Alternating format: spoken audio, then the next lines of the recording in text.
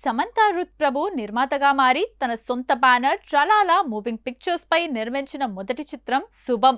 మే 9, 2025న విడుదలైన ఈ చిత్రం వినూత్నమైన కథాంశంతో కూడిన హారర్ కామెడీగా గుర్తింపు తెచ్చుకుంది.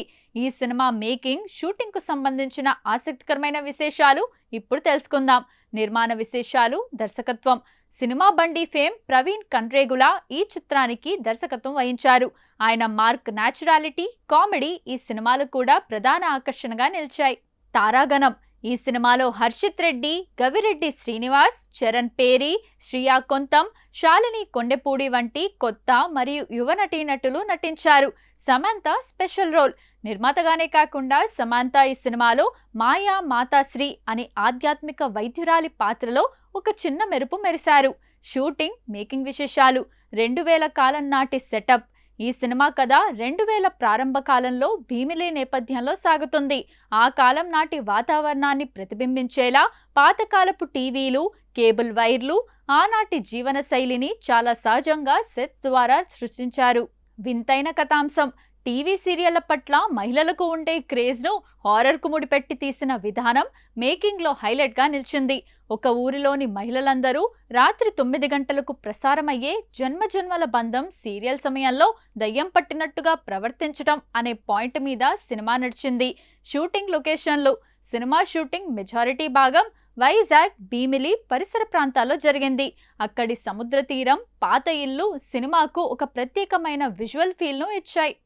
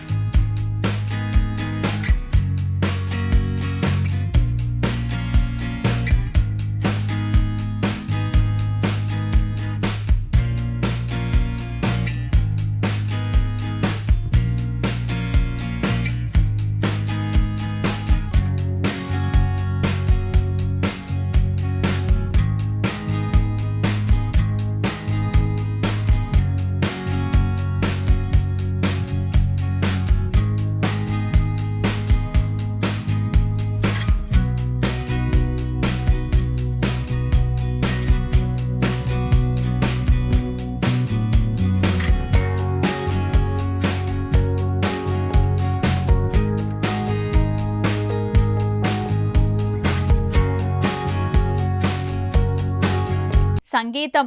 వివేక్ సాగర్ బ్యాక్గ్రౌండ్ స్కోర్, షోర్ పోలీస్ అందించిన పాటలు సినిమాలోని కామెడీ మరియు హారర్ మూడ్ను బాగా ఎలివేట్ చేశాయి. మూవీ హిట్టా, ఫ్లాపా? ఫలితం ఏంటంటే బాక్సాఫీస్ వద్ద ఈ చిత్రం యావరేజ్ వసూళ్లను సాధించింది. విడుదలైన మొదటి రోజు దాదాపు 1.5 కోట్ల గ్రాస్ వసూలు చేసింది. విమర్శకుల నుండి సానుకూల స్పందన లభించినప్పటికీ కమర్షియల్గా పెద్ద స్థాయిలో కాకుండా ఒక వర్గం ప్రేక్షకులను మెప్పించగలిగింది. నూతన నటీనటుల నటన మరియు ప్రవీణ్ కండ్రేగుల మేకింగ్ స్టైల్ పట్ల ప్రశంసలు దక్కాయి. సమంత నిర్మాతగా తీసుకున్న ఈ రిస్క్ మరియు కొత్త టాలెంట్ను ఎంకరేజ్ చేయడం పట్ల టాలీవుడ్లో మంచి చర్చ జరిగింది. 28 సార్లు స్క్రిప్ట్ మార్పులు. ఈ సినిమా కథపై దర్శకుడు ప్రవీణ్ కండ్రేగుల మరియు రచయిత వసంత్ మరింగంటి చాలా కాలం పాటు కసరత్తు చేశారు. దాదాపు 28 సార్లు స్క్రిప్ట్ను మార్చి చివరకు పక్కాగా సిద్ధం చేసుకున్న తర్వాతే షూటింగ్కు వెళ్లారు. సాధారణంగా ఇలాంటి చిన్న సినిమాలకు ఇన్ని డ్రాఫ్ట్లు రాయటం చాలా అరుదు. Cinema variety style. Cinematographer Mridul Sen ఈ సినిమాను సినిమా వెరిటే అనే డాక్యుమెంటరీ స్టైల్ మేకింగ్ విధానంలో చిత్రీకరించారు. అంటే కెమెరా ఒక నిశ్శబ్ద పరిశీలకుడిలా పాత్రల కదలికలను సహజంగా బంధిస్తుంది. పెయింట్ వేయని గోడలు. షూటింగ్ కోసం వాడిన ఇళ్లకు లేదా వస్తువులకు కొత్తగా పెయింట్ వేయకూడదని దర్శకుడు ఖచ్చితమైన నిబంధన పెట్టారు.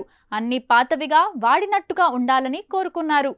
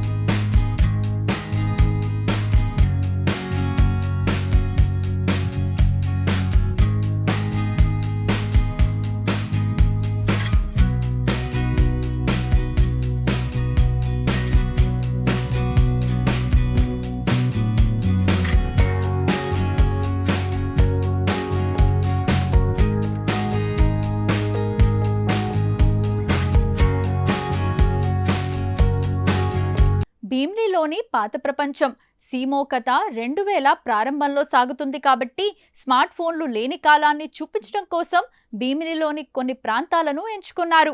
ఆ ప్రాంతం ఇంకా ఆధునిక హంగులకు దూరంగా పాతకాలపు అందంతో ఉండటం షూటింగ్ కు చాలా ప్లస్ అయింది. రాజ్ అండ్ డీకే పర్యవేక్షణ. సమంతకు సన్నిహితులైన ప్రముఖ దర్శకులు రాజ్ అండ్ డీకే ఈ సినిమాకు క్రియేటివ్ ప్రొడ్యూసర్స్ గా వ్యవహరించారు.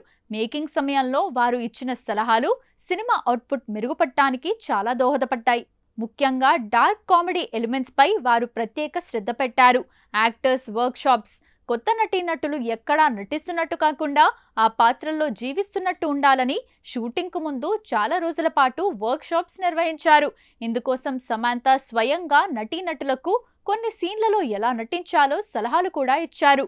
TV serial setup. సినిమాలో కీలకమైన జన్మజన్మల బంధం అనే సీరియల్ కోసం ప్రత్యేకంగా కొన్ని ఎపిసోడ్లను షూట్ చేశారు.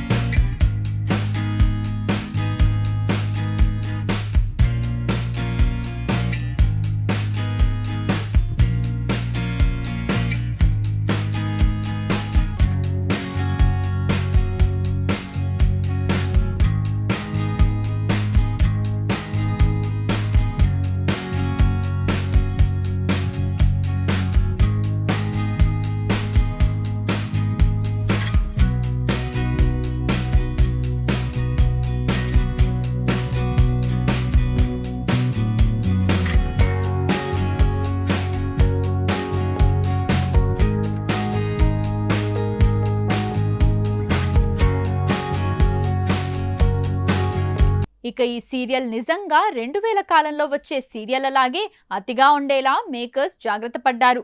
సింక్ సౌండ్ సాంకేతికత. ఈ సినిమా కోసం సింక్ సౌండ్ పద్ధతిని ఉపయోగించారు. దీనివల్ల నటీనటుల సంభాషణలు చాలా సహజంగా మన పక్కనే మాట్లాడుతున్నట్టుగా అనిపిస్తాయి. డబ్బింగ్ థియేటర్లో వచ్చే ఆర్టిఫిషియల్ సౌండ్ కాకుండా ఆ పల్లెటూరి వాతావరణం, గాలి శబ్దం కూడా సినిమాలో స్పష్టంగా వినిపించేలా జాగ్రత్త పడ్డారు. Samantha production style. సమంత నిర్మాతగా కేవలం డబ్బు పెట్టడమే కాకుండా షూటింగ్ జరుగుతున్నప్పుడు సెట్స్ కు వచ్చి చిన్న చిన్న విషయాలను కూడా గమనించేవారట. ముఖ్యంగా మహిళా టెక్నీషియన్లకు ఎక్కువ ప్రాధాన్యత ఇవ్వాలని ఆమె కోరుకున్నారు. అందుకే ఈ చిత్రంలో కీలక విభాగాల్లో చాలా మంది మహిళలు పనిచేశారు. టీవీ ఒక పాత్రలా. సినిమాలో టీవీ కేవలం ఒక వస్తువు కాదు, అది ఒక పాత్రలా ప్రవర్తిస్తుంది. ఆ కాలం నాటి భారీ డబ్బా టీవీలను సేకరించడానికి ప్రొడక్షన్ టీం చాలా కష్టపడింది. ఆ టీవీ నుండి వచ్చే కాంతి, హారర్ సీన్స్ లో భయాన్ని పెంచడానికి లైటింగ్ టీం వినూత్నంగా వాడింది.